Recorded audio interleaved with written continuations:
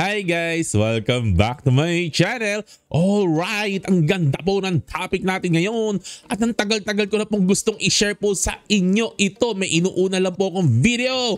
Ang stock investing ba? Exciting ba yan o boring? Ipapaliwanag ko po sa inyo. Stay tuned!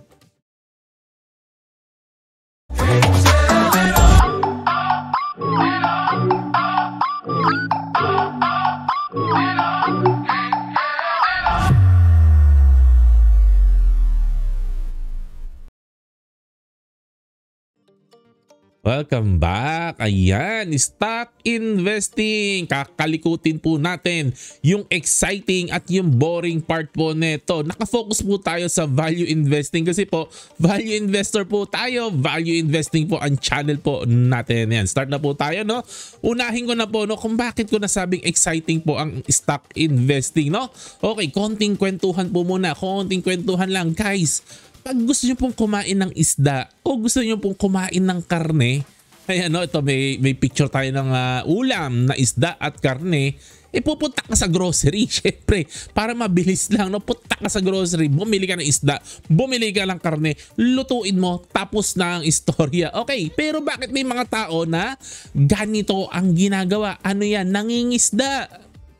Ayan, nag-spend ng maraming oras doon sa harapan ng ilog. Yan, nangingisda. Ano pa yung iba naman, no? Nag-hunting, no? May daladalang baril, nag-aaral mag-shooting yan. Kasama ang barkada, mag-hunting yan, no? Para makahanap ng karne. At guys, sobrang laking oras po ng ginugugol po dito. Ay, grabe po. Kung ang susumahin mo yung oras na nawawala po sa tao na imbis na nagtrabaho siya, nag-hunting siya o nangisda siya, ay grabe po, ang laki-laking value ang nawawala, no? Pero parehas lang ang result, nakakuha lang din ng karne ng isda o karne ng baboy o karne ng usa.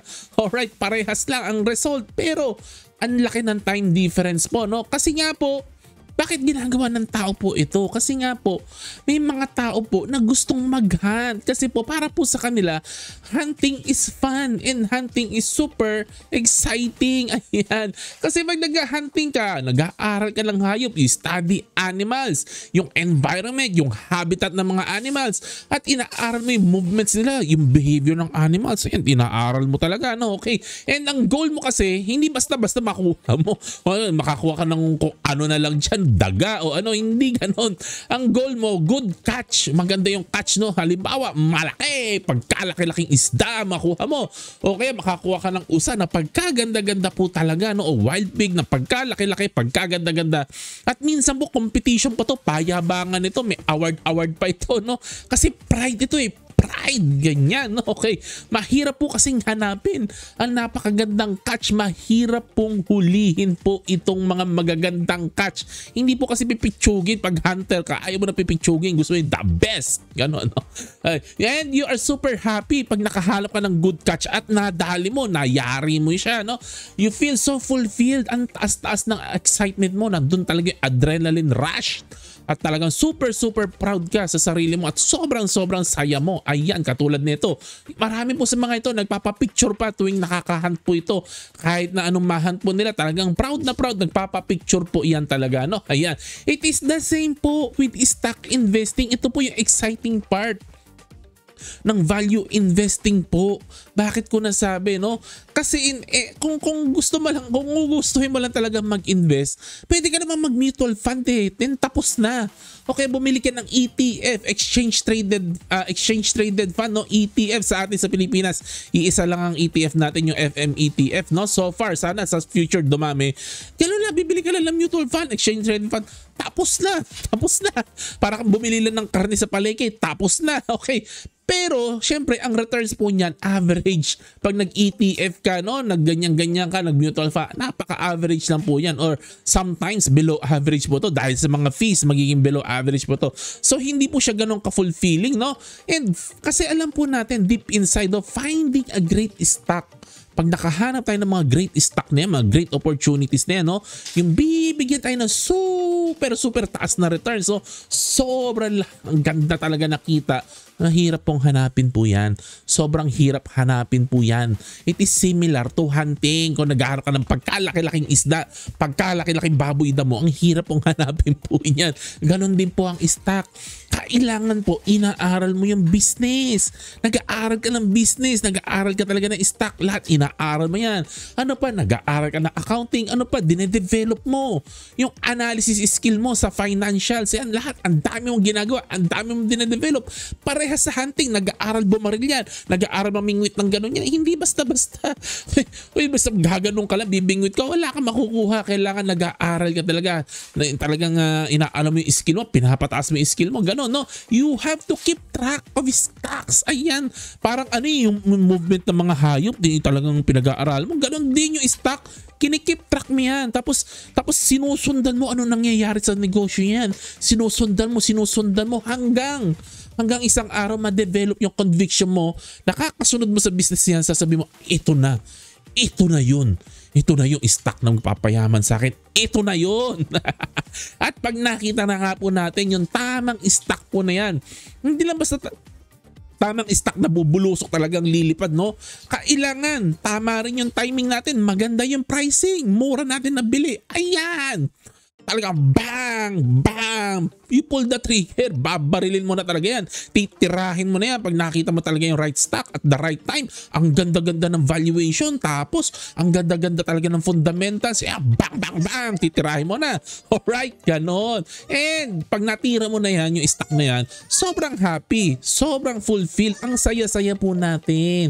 Kasi we found something precious at a very bargain price. And excited po tayo kasi alam po natin for the next few years to come, bibigyan tayo niya ng malaking tubo po, no? Okay? Ayan. And pag nakita na natin yung stock na yan at nabili natin yung stock na yan, hahawakan natin yan na matagal.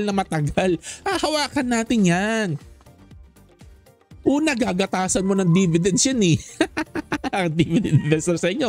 Pag nakita mo maganda yung napasukan mo, gagataasan mo talaga ng dividends yan. Or another thing, no, and or patataasin mo ng capital gains mo yan. Kasi alam mo naman maganda yung nabili mo eh. Alam mo growing yan.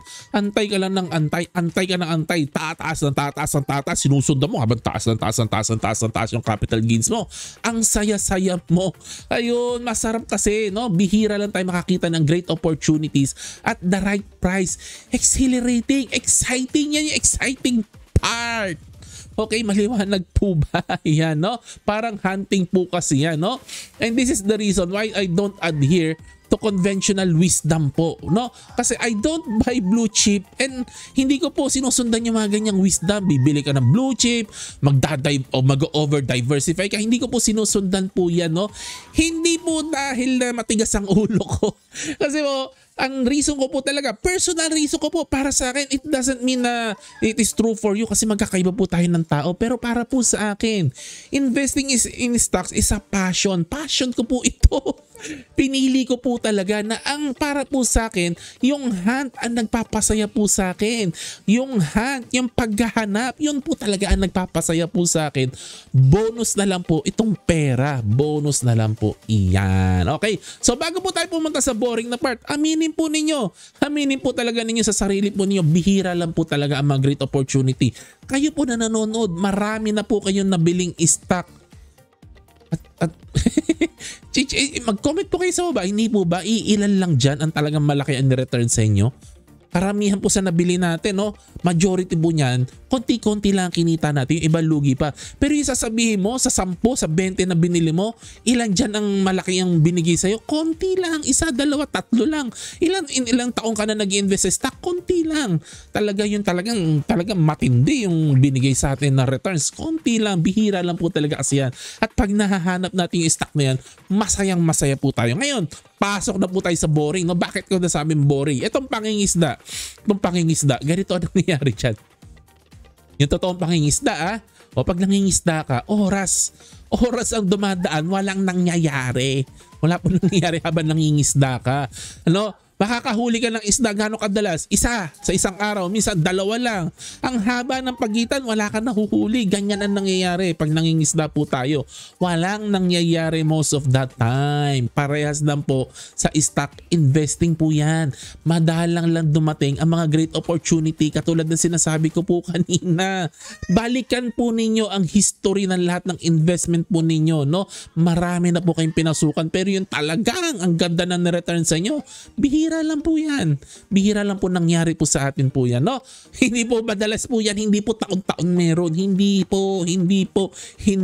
Marami nga po sa stock pinaiyak tayo, no? And when you are a true value investor, you pull the trigger. Madalas po, once a year lang po tayo bumibili ng stock ganyan. Ang mga totoong value investor, bihira lang po. Bihira lang po talagang bumili yan. Sometimes, no? Sometimes once lang every few years tayo makabili. Makahanap talaga ng mga great opportunity po na yan, no? Kasi pag nahanap ka na, no, yung magandang stock, papasukin mo, pag pinasok mo yan, iaantay mo na lumago yan in the next years or decade. Anong gagawin mo? Tinitingnan mo lang yung stock na maganda na nabili mo. Wala na, inaabangan mo na lang lumago. Yung pinasukan mong investment, ganun na lang yung gagawin mo i-monitor mo na lang yan ganun. Kaya ang boring po niyan, wala kang ginagawa in between, no? So kasi hindi mo naman ibebenta yan Pag alam mo maganda yung nabili mo, halimbawa sa inyo, dami nakabili sa inyo, Semirara, DMCI, mahal na mahal niyo yung Semirara niyo, DMCI niyo, binebenta niyo ba? Hindi naman Benta, bili ng Semirara. Hindi niyo ginagawa yan. Di ba? Inaantay niyo lang na inaantay yung dividends. Ginagatasan niyo na lang kasi alam niyo maganda yung pinansukan po ninyo. Tama po ba? Ayan. So kasi alam mo maganda, ikikip mo yan for a very long time, no? And then, habang nandyan lang siya, nakatabi lang siya, ginagatasan mo yung investment mo, hinahanap mo yung susunod na gagatasan mo. Ayan. So wala po nangyayari in between, no? You don't have to trade for many weeks, many months, or even years. Hindi mo kailangan mag-trade. Wala kang kailangan gawin. So yun po ang nagpapabor po dito. Madalas po for many weeks, many months, wala po tayong ginagawa. Nakangangal lang po tayo. Wala naman, hindi tayo nagpa-participate sa market. Wala po tayong ginagawa. Ganyan po talaga ang buhay ng value investor. Pag sinabi po natin value investor po tayo, ganyan po talaga. May boring part po iyan. And ano po ang ginagawa natin habang nag-aantay, habang nagwe-wait, sinasharpen po natin ang ating tools. Hasa tayo ng hasa para pag dumating yung opportunity, madadali natin yan kasi hasang-hasa po tayo. Ano yung hahasain sa atin? Yung utak, hinahasa natin yung utak natin para mas maging magaling. Hindi po, dapat po insatiable ang ating appetite sa knowledge. Kailangan learning machine tayo. Learn tayo ng learn. Hasa para pagdating nung magandang opportunity na kitang-kita natin ngayon, tapos dadalihin natin ganon. Patay! Nadali ang magandang opportunity. Ayun lang naman po ang kwentuhan natin in summary. Stock investing exciting kasi similar ito sa hunting ng wild animals. Masaya at proud tayo pag tayo nagiging successful. At nagiging boring naman po ito kasi madalas po talaga antayan lang po ang ginagawa natin kasi bihira lang po ang great opportunity. And while we wait, sinasharpen po natin ang ating utak para ready po tayo sa next big hit. Ayan lang po. Kwentuhan lang naman po to. General education po to. Hindi po to financial advice at hindi po to investing advice. General education and entertainment lang po ito. God bless po sa inyo. Please like, subscribe, share, notification bell. Mag-comment lang po. Kwentuhan po tayo sa baba. God bless. Happy investing. To God be the glory. Bye-bye.